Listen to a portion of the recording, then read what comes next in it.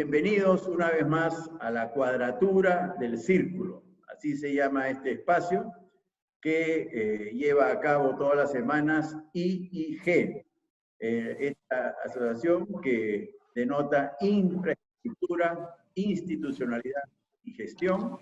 Y el día de hoy tenemos como invitado nada menos que al señor alcalde de Lima, Jorge Muñoz, a quien damos la bienvenida. Y vamos a hablar también con Gonzalo Prialé, que nos acompaña el día de hoy, acerca de ordenamiento urbano, ¿no? En general, las ciudades peruanas tienden a calificarse como desordenadas, con mucho tráfico, el tema de la basura, el tema de la gestión urbana y, por ende, el ordenamiento urbano también es todo un desafío. En general, lo que plantea para el resto de las ciudades del país, y después entramos a una tertulia como de costumbre, y en un máximo 30 minutos estamos acabando. Jorge, bienvenido a la Cuadratura del Círculo y estamos a tu disposición para escuchar tus planteamientos al respecto. Muchas gracias, Fernando. También muy buenas tardes para ti, Gonzalo. Es un gusto poder estar con ustedes y compartir con ustedes algo que es parte de una realidad que a veces conocemos bien, pero sufrimos más, ¿no? La falta de planificación de una ciudad es algo que nos hace a nosotros sufrir un poco. Quiero partir de la premisa que somos conscientes de que hay una necesidad de una mejor planificación en Lima, y para eso hemos hecho dos cosas importantes que se vienen desarrollando. Hemos creado una comisión consultiva, de hecho tú, Fernando, eres parte de esa comisión consultiva, que ayuda a poder dar insumos y también ayuda a poder tener una visión participativa en algo que nosotros estamos en estos momentos creando o desarrollando, que es el Plan de Desarrollo Metropolitano, un Plan MED del 2021 al 2040, donde ha tenido una fase previa, que es esta fase participativa, con una serie de intercambios de ideas, pensar cómo debe estar vista la ciudad y cómo se va a realizar esta situación, cómo se va a implementar en los próximos años. De hecho, nosotros tenemos una visión inicial que no significa que sea una visión escrita en piedra, sino que es una visión sobre la que comenzamos a trabajar e inclusive escuchamos todas las propuestas que hay, y dentro de un rato voy a llegar a una propuesta muy interesante que fue hecha por ti y por el arquitecto Romero, que me la expresaron en algún momento también en una reunión, que creo que es fundamental y es medular. Pero antes de llegar a eso, quisiera decir que nuestra visión para Lima parte de la idea de crear una ciudad policéntrica. Ya nos tenemos que olvidar de esa visión centralista, y de hecho cuando a veces decimos nosotros coloquialmente, voy a hacer algunas gestiones y me voy al centro de Lima, esa visión centralista es algo que heredamos de alguna manera de los españoles, que siempre hacían sus plazas desde donde comenzaba el resto del mundo. Ahora hay que romper eso, no solamente es un solo punto, sino tienen que ser varios puntos en la ciudad para que esos varios puntos tengan una mayor funcionalidad, para que sea una ciudad más vivible. Voy a poner un ejemplo. Imaginemos por un momento que yo vivo en Lurín, pero trabajo en Caraballo. Para cruzar la ciudad, ese trayecto me va a tomar, en algunos casos, hasta 3 horas. De ida, 8 horas de trabajo y 3 horas de vuelta a la casa. Y entonces eso es algo que afecta severamente a la persona porque no tiene posibilidades de descanso, pasa muchas horas en el tráfico, etc. Entonces, hay que romper con esa visión centralista y hay que buscar, aunque esto pueda parecer medio utópico y además de alguna manera un poco distante, pero hay que buscar una ciudad policéntrica con muchos polos o con varios polos para poder desarrollar la ciudad. Si nosotros logramos cambiar una visión político-territorial de 42 alcaldes distritales a tener un alcalde mayor y 5 alcaldes, que podrían ser los 5 alcaldes de cada una de estas mancomunidades, o si queremos hacerlo más simple, de 4 zonas, norte, sur, centro y este, pero creo que respondería mucho mejor si pensamos en las 5 mancomunidades y eso haría que podamos tener un mejor manejo de desarrollo. De hecho, a raíz de estas conversaciones que hemos tenido, nosotros estamos preparando un proyecto de ley que espero podamos entregar próximamente al Congreso. Lo teníamos avanzado, vino la pandemia, eso nos llevó por otros lados, otras distracciones, pero ahora que estamos en una etapa de menos cuarentena y de mejor reactivación, estamos trabajando esto y esperamos poderlo presentar la próxima semana, este proyecto.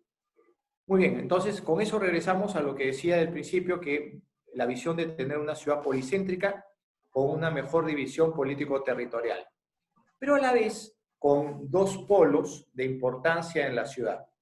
Con un polo de desarrollo en la zona de Ancón, que según varias veces lo hemos conversado con el arquitecto Romero, eso podría ser llamada la ciudad del conocimiento, la ciudad del saber, o una ciudad del desarrollo, y el otro polo adicional, como polos de conexión, en Lurín, donde hoy en día se están desarrollando una serie de espacios que tienen una vocación industrial y de crecimiento también con zonas mixtas. Todo esto tiene y busca una posibilidad de evitar lo que son estos crecimientos espontáneos de las, digamos, de las invasiones o de los nuevos espacios que se van utilizando. Es decir, cambiar una ciudad espontánea por una ciudad debidamente planificada con estos criterios. Pero también para esto tiene que hacerse una ciudad interconectada, una ciudad que tenga todas las condiciones de poder conectarnos desde Ancón hasta Lurín y con todas estas mancomunidades o estas zonas que he mencionado correctamente bien. Pero esta interconexión no solamente tiene que mirar hacia adentro, sino también tiene que mirar hacia afuera. No nos olvidemos que Lima está en el centro del Perú y esto conecta con varias regiones que están a su alrededor.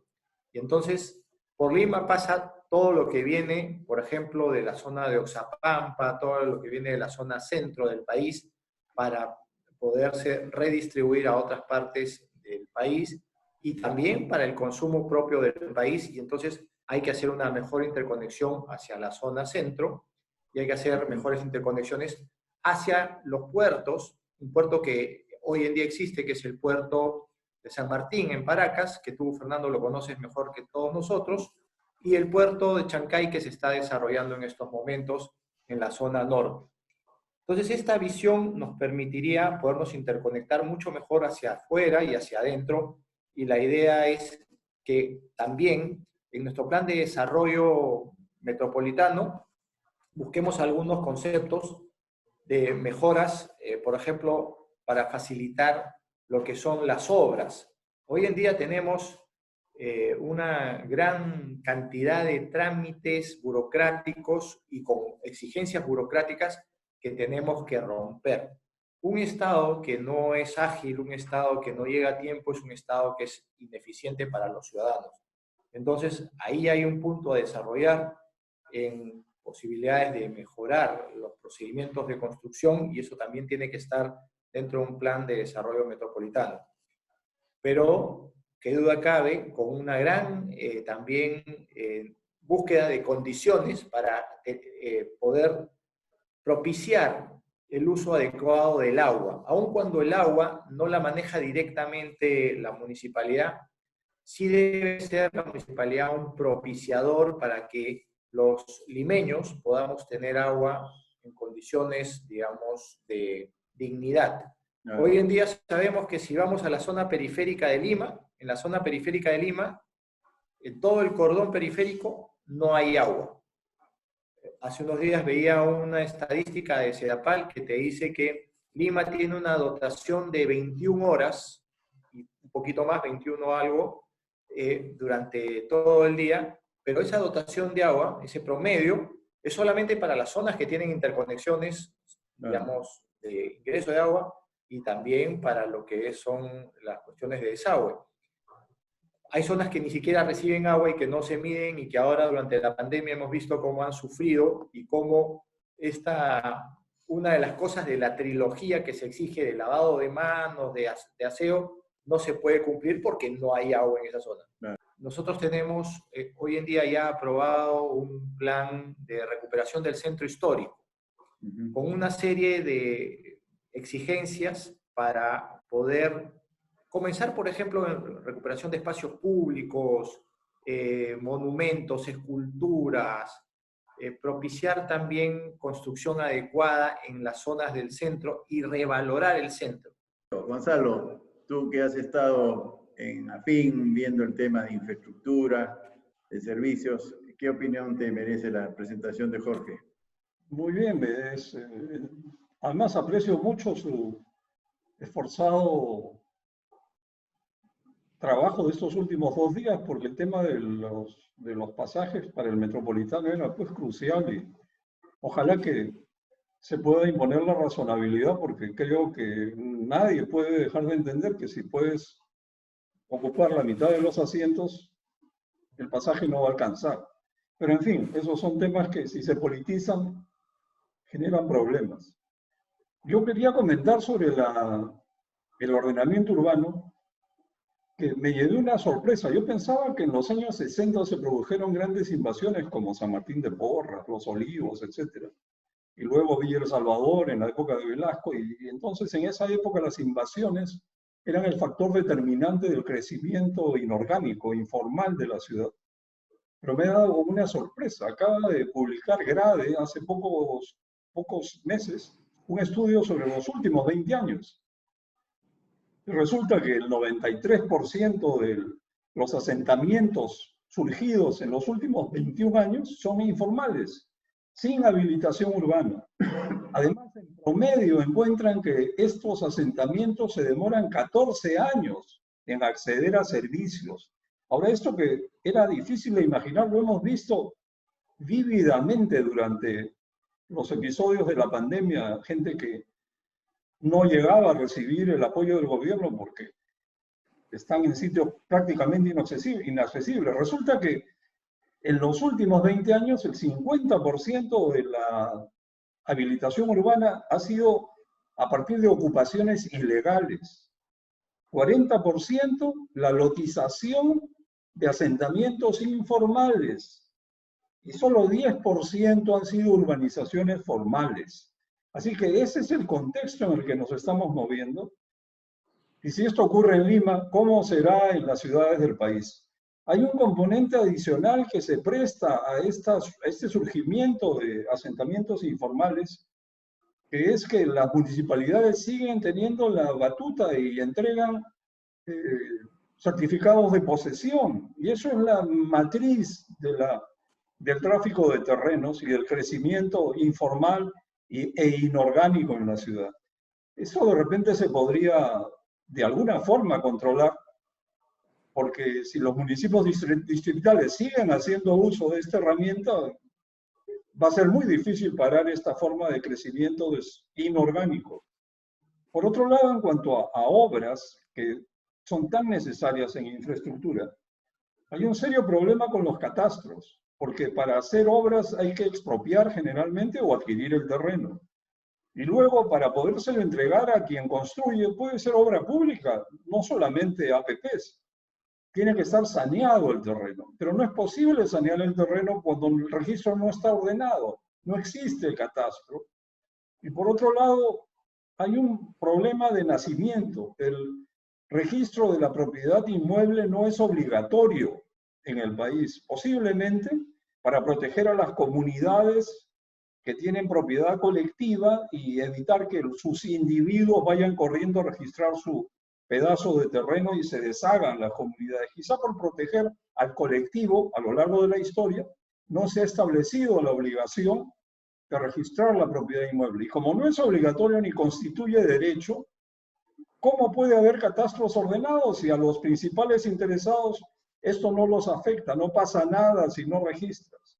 excepto que puede ser víctima de algún traficante, pero eso es algo que creo que está en la matriz del problema que estamos enfrentando y que son retos monumentales para la municipalidad metropolitana. Encima del tema de que hay más de 1.800 distritos en el país y creo que ayer han creado uno o dos más, esto no conduce a nada. Así que, Jorge, creo que tu trabajo es bien complicado, pero confiamos en que vas a encontrar la manera de poner orden, porque hay algunas cosas que habría que hacer que son fundamentales. Por ejemplo, reformar el régimen de registro de la propiedad inmueble. Quitarle a los municipios esta facultad de otorgar certificados de habilitación o de posesión, certificados de posesión. Quizá con eso se podría apuntar a un desarrollo más ordenado dentro del plan que están preparando para los próximos 20 años. Sí, Fernando. Sí, bueno, yo también admiro digamos, la valentía de Jorge Muñoz y los alcaldes de Lima Metropolitana, porque lo ha descrito muy bien, estos feudos, ¿no? Y ese puente de la amistad es un emblema perfecto de la inoperancia, de la atomización de feudos, ¿no? Entonces, yo sí creo que lo que Jorge Muñoz está haciendo va a tener un legado extraordinario, ¿no? Voy a celebrar mucho ese proyecto de ley que estás comentando para propiciar, digamos, el ordenamiento institucional de la gestión municipal en todo el Perú, en realidad. Y Lima tiene pues mucha autoridad a ese respecto. Yo quisiera, a manera de infidencia, yo he ido a varias universidades y he retado a muchos abogados, estudiantes de abogacía, estudiantes de urbanismo, a que hagan tesis de grado respecto de la fusión de distritos, de burocracias digitales y de la autonomía metropolitana. Vamos a ver qué sale de esas tesis, van a estar a tu disposición. Se están haciendo varios trabajos a ese respecto, pero qué buena noticia, Jorge, que estés planteando al Congreso una solución ya normativa a este respecto. Pero yo nomás quería agregar a la complejidad de la función del alcalde metropolitano, es no solo integrar las decisiones de los feudos, entre comillas, 42 en el caso de Lima, sino los ministerios, ¿no? Yo veo vivienda, tiene que ver con gestión municipal, transportes, SEDAPAL, lo acabas de comentar, la Autoridad de Transporte Urbano, incluso salud y educación, incluso el Ministerio del Interior. Es decir, es un enjambre institucional que hay que saber gestionar desde la autoridad metropolitana. Por eso mi aprecio. Pero, ¿cómo haces para gestionar tanta institucionalidad para una gestión urbana, metropolitana? Jorge. Bien, mira, yo agradezco tanto a Gonzalo como a Fernando esta muy buena voluntad y buena visión que tienen del trabajo, pero también quiero decirles que esto se hace con el compromiso y con el deseo de desarrollar mejor la ciudad y tener mejores condiciones de vida para todos los ciudadanos, porque nosotros siempre hemos pensado que el ciudadano tiene que estar por delante, ¿no? Y hay que poner al Estado al servicio de los ciudadanos para desarrollar justamente todas las funciones. Hace no mucho tiempo atrás leía en El Comercio un artículo de Juan Paredes Castro que denominó a Lima como Lima la ingobernable. Y tiene que ver un poco con lo que acaba de decir Fernando Sillonis, ¿no? Y también con lo que hace un momento mencionaba Gonzalo, porque cuando hablaba Gonzalo, me venía a la cabeza ese ejemplo que dice que la carreta se está poniendo por delante de los bueyes. Normalmente los bueyes tienen que ir adelante y jalar la carreta. Acá es al revés. La carreta está por delante de los bueyes y tenemos una sociedad altamente informal donde el 70% de las actividades que hay en calles son informales. Y tenemos una situación muy compleja donde cada vez más hay un crecimiento de las ciudades. Hace unos años atrás se desarrolló Hábitat 3 en Quito y ahí se discutía si ya se habría llegado al 60% de que las personas que iban a vivir en las ciudades. Y se ha visto claramente que hay mucho más del 60%, en algunos casos hay hasta el 80% de la población concentrada en las ciudades. Se ha mencionado también la Autoridad del Transporte Urbano. Es una institución que se creó en el año 2018, a fines del 2018, y que a pesar de que ha nacido y que tiene una concepción que creo que es importante, inteligente, buena de ver como una sola unidad territorial, Lima y el Callao, y con una sola cabeza, todavía no se ha fortalecido, ha tenido ya 2 presidencias, no tiene recursos, está en un proceso de transferencia que encontramos muchísimas trabas nosotros de parte de la Autoridad de Transporte Urbano para asumir responsabilidades. Y Gonzalo mencionaba claramente esta problemática que hay con relación a exigencias del gobierno central a empresas concesionarias, que además están dentro del paraguas también de AFIN, porque AFIN hace pocos días se ha pronunciado, y encontrábamos que si hubiesen reglas muy claras, cosa que en estos momentos no las hay, podría haber sido mucho más sencillo poder atacar esta problemática que se está desarrollando. Y es más, hace algún tiempo ni los corredores complementarios, ni el metropolitano, ni sus alimentadores deberían estar en manos de la municipalidad. Pero por estas dilaciones que hay en poder recibir, todavía lo tenemos nosotros. Y digo, gracias a Dios, todavía lo tenemos nosotros porque estamos poniendo muy buena voluntad para buscar soluciones. Entre ellas, algo que tiene que ver con una obligación pendiente desde hace más de 10 años, como es la terminación de la infraestructura del metropolitano.